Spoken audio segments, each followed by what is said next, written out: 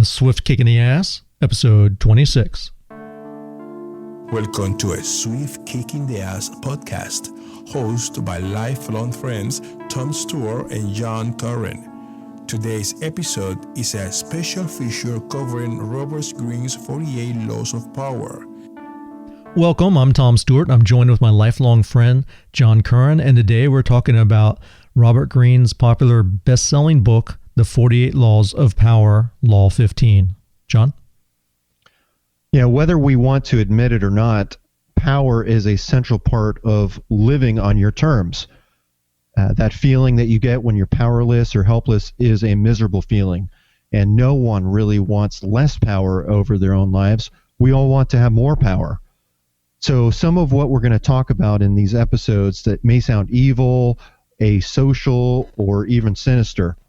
And in some cases, I have to be honest, it could be it. But how you use this is... Sorry. You're throwing me off, man. How you use this is, is up to you. And our intent is not to promote evil or the abuse of power or Tom's evil laugh, but to rather promote awareness so that you can assert power over your own life, and these laws cannot be used against you. How you choose to use them in your own life, that's completely up to you. And remember that with great power comes great responsibility, and very evil laughs from Tom as we go through this. Tom, what's the judgment on this law? Okay, Law 15, crush your enemy totally. This is a barbaric law. All great leaders since Moses have known that a feared enemy must be crushed completely. Sometimes they have learned this the hard way. If one ember is left alight, no matter how dimly it smolders, a fire will eventually break out. More is lost through stopping halfway than through total annihilation. The enemy will recover and will seek revenge. Crush him, not only in body, but in spirit. Yeah, that paints a nice little picture, doesn't it? You think of someone with a on a pike, a head on a pike or something, crushing your enemy. The way I think about this law is that our enemy is not. It isn't necessarily just a person. It's really a person, place, or thing. Anything that creates an opportunity to hurt us or prevent us from what we're trying to accomplish could be our enemy. We could be our own worst enemy. Absolutely. We are our own worst enemy, man. There's no doubt about that. Yeah. And, how we think about ourselves, our self-confidence, our fears, our doubts, anything that holds us back from what we really want to accomplish could be considered to be our enemy. So it also doesn't matter, too, I think, that if someone is trying to purposely hurt you or not, results trump intent any day. So it's really about, I think, being open, and understanding what is out there that can hurt us or possibly could, and doing all that we can to prevent that from happening, and crushing the enemy with your fist. In the 1800s, there was a priest who asked a dying Spanish statesman and a general, Ramon Maria Narvaez was the guy's name. He goes, "Does your excellency forgive all your enemies?" And the guy said, "I do not have to forgive my enemies. I have had all of them shot." That was from the book. This, Tom, so often, and I'm not picking on you because I know I butcher the names myself too, but it reminds me of WKRP with Les Nessman talking about like Chai Rodriguez. And we just apologize up front as far as our pronunciation of names and of terms. And I have verbal dyslexia. I see it perfectly in my mind, but when it comes out, it's not what it was, what was there to begin with. Yeah, and I loved another one of the quotes in this chapter. To have ultimate victory, you must be ruthless. And that was said by Napoleon Bonaparte. And being ruthless really means not having any compassion, no pity, being cruel. And, on the swift kick in the ass, we always talk about disrupting social convention, disrupting what society says. And everyone says, oh, we should be so nice. We should treat each other with respect and, be giving and all this stuff, with birds chirping in the air and rainbows and unicorns and all that. But, when you say all those quotes, it reminds me of a fortune that I got in a fortune cookie recently. And it said, those who seek to achieve things should have no mercy. Chan Kip. It's funny because when we read fortune cookies in my family, we always end with in bed. So I guess it applies. That was a 48 Laws of Power fortune cookie. Hey, that'd be a good little product. Yeah. You heard it here on A Swift Kick in the Ass. Robert Greene will pick that up and run with it. So, in many ways, like you started this out, Tom, this seems so barbaric. But in today's world, I mean, let's just face it, the world has always been about good versus evil. And of course we want to be good, but just because you're good doesn't mean that you don't do things to hold evil at bay. I think we have to do that. We have to protect ourselves. And if you're trying to gain control over your own life, you have to, in some ways, be cruel, because how you want your life to be, or how you view your life, or what you want it out of it, is not necessarily going to match what someone else might want out of your life. Like, for instance, your boss might expect you to work 24 hours a day, 7 days a week, and just expects you to just drive you hard and work you to the bone. Maybe that's not what you want out of life. And so is pushing back on that and taking control, is that seen as cruel? Is it seen as being lacking compassion? No, you're asserting yourself. You need to stand up for yourself, take control of your life, and take back some of that power that we often just give freely, and we think that it's gone, but we've never really given up control. We've handed it over. You know what this reminds me of? The book has observations of the law and transgressions of the law, and I could read you some Oriental transgression of the law that would be kind of dry and boring, but I'm going to mention one that people could relate to. All right? Go ahead. Remember this? Transgression of the law. I had to throw that in there. No, but remember when we were like 15 and Conan the Barbarian came out? Of course. All right. Well, James Earl Jones played Thulsa Doom. He was like the evil villain in it. And he raided Conan's village when Conan was a little boy. And he killed everyone, and including Conan's parents right in front of him. But he left Conan. And he took him as a slave along with some of the other people. Well, that was his mistake, right?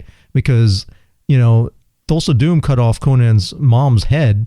And at the end of the movie, Conan cut off Thulsa Doom's head because, he didn't extinguish or destroy his enemy completely. And, Conan grew big and strong and became a warrior. And I just thought about that. And especially since me and you, I think we saw that movie together using fake IDs that were printed up from your dad's print shop that we went to Sears and laminated with their laminating machine. And then that was a good little business when I was in middle school. Yeah, because it was R-rated movie. And I'm pretty sure it was R-rated, and we were not old enough. We weren't 17 in order to get in. We pulled out those suckers, and even though they looked really bad, they still let us in. Yeah, that's funny. That reminds me of that liquor store that was down in South Florida that was near the high school. It was a drive-through liquor store, and that place would accept a note from your mother. They would sell you beer or whatever. It was terrible. And I remember I had a nice little business on the side, selling the blank cards that kids could fill in whatever, They actually have websites like that. I stumbled upon one not long ago, but it's scary because they sell like licenses and all kinds of things and passports, and it has to be like, on an anti-terrorist watch list, man, because that's just dangerous, man. People will be able to buy birth certificates and everything else right over the internet. I mean, and I know for a fact that if I would try to pull that off today, I'd be in the Hooskow, I'd be making license plates. Yeah, Homeland Security would pick your ass up. Yeah, and when you looked at those IDs, they were so horrible. I mean, they were so obvious. I think they were college IDs, and we obviously didn't look old enough to be in college. Oh no, yeah, definitely not. I mean, but hey, we got to go see the Conan the Barbarian, and that definitely impacted our lives. And I think Debbie does. I think Debbie Does Dallas. I think we got to see that too. That's dating ourselves. But it was before the internet. All right. Did you want to go over any other ways? Like I have 4 ways to kill or be killed. Did you see that? Go ahead. Do not sympathize with your enemies. Your enemy will bide his time and strike back when you least expect. The second one is when you pity or hope for a reconciliation. Yeah, it's a hard word to say. Chai Rodriguez. It will make you hesitate. They may act friendly for the time being, but they'll eventually destroy you. Number 3 is an enemy that is left around is like a half-dead viper that you nurse back to health. Sure, I always do that. You only strengthen their fear and hatred of you. And number 4 is give your enemies nothing to negotiate. No hope, no room to maneuver. Do not humiliate, yet nurture these resentful vipers who will one day kill you. That's why I cut off all communication with past girlfriends.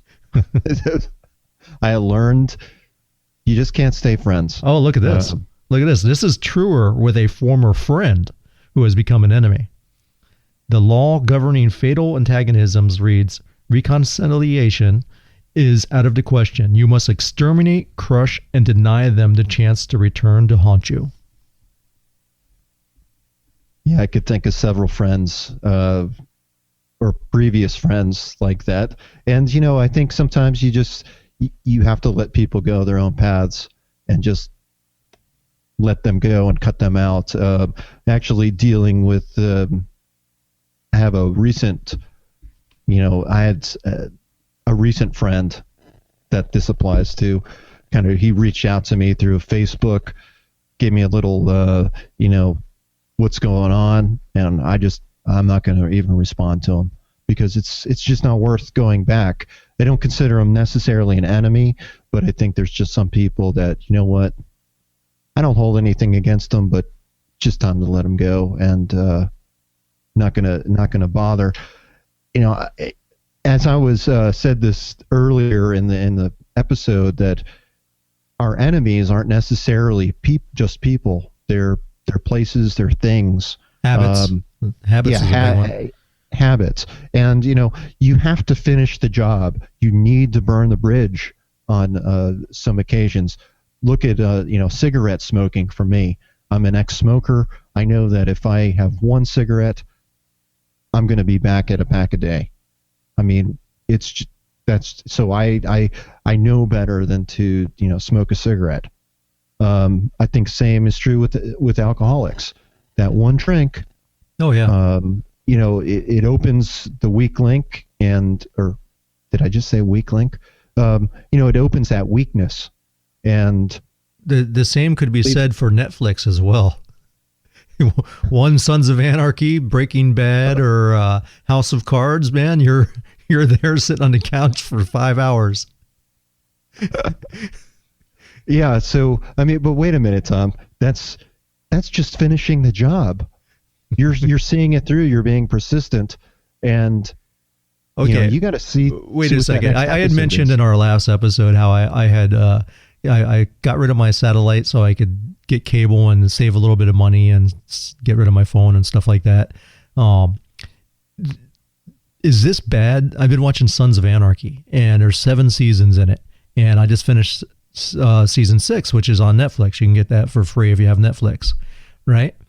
Well, now I had a bunch recorded on my DVR for that I have to send back to the satellite company, but I haven't got the box yet. And this weekend I've been binge watching, trying to finish the end of this series, because otherwise you got to pay like $3 an episode, and I really don't want to pay $30 or whatever to watch something that's going to be available pretty soon on Netflix, anyways. But I want to finish it, and I have the episode, so I have it now on a separate jack on my input on my TV, so I can flip between my old satellite receiver, which has all the cables cut off and stuff. The only thing hooked up is the DVR, and I've been binge watching. So, was there a question attached to that?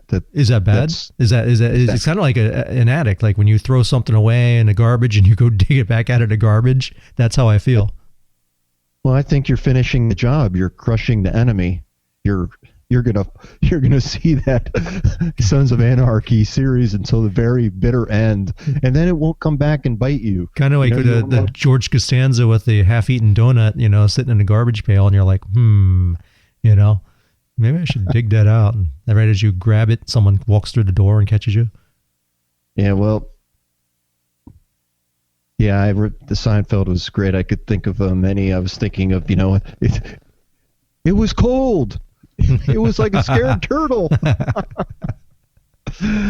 But I think we're proving to our audience that we can be our own worst self-enemy on some of these tangents that we go on. We're not purposely trying to hurt you, but I guess we find it interesting, and we're showing no compassion or pity in our attempts at humor. And this book, leaves no. Here's a quick little quip out of it. It says, "Leave your enemy an escape route. A retreat is the ultimate demoralizing defeat. Let them be the agents of their own destruction. The result is the same." This book doesn't play, man. It's like it's like this chapter is evil. I understand it, but it's evil. Yeah, and as I was looking at the reversal to see if there was a reversal, and they were saying that how careful you need to be with playing this game with your enemies. You need to crush them, and I got the sense they weren't saying you need to kill your enemies. You just need to crush them so they'll never have that opportunity to hurt you again. And what it said in the reversal is that if you crush the enemy and that creates a vengeance, or if your enemy seeks revenge and starts to rebuild himself, all you do is you crush him again. Yeah, here it is right here. It is not a question of murder. It is a question of banishment. Sufficiently weakened and then exiled from your world, your enemies are rendered harmless. Yeah. So, looking through my notes, I think that about covers. Yeah, I think we crushed it, man. This. I think we did crush it. We crushed it. We crushed it, man. So if you think we crushed this, please leave us a good review on iTunes or Stitcher. If you don't think we crushed it, tell us how we can. We'll hunt you down and crush you. Sorry, my laugh is not as good as yours, Tom. So why don't we finish up with the evil laugh from Tom?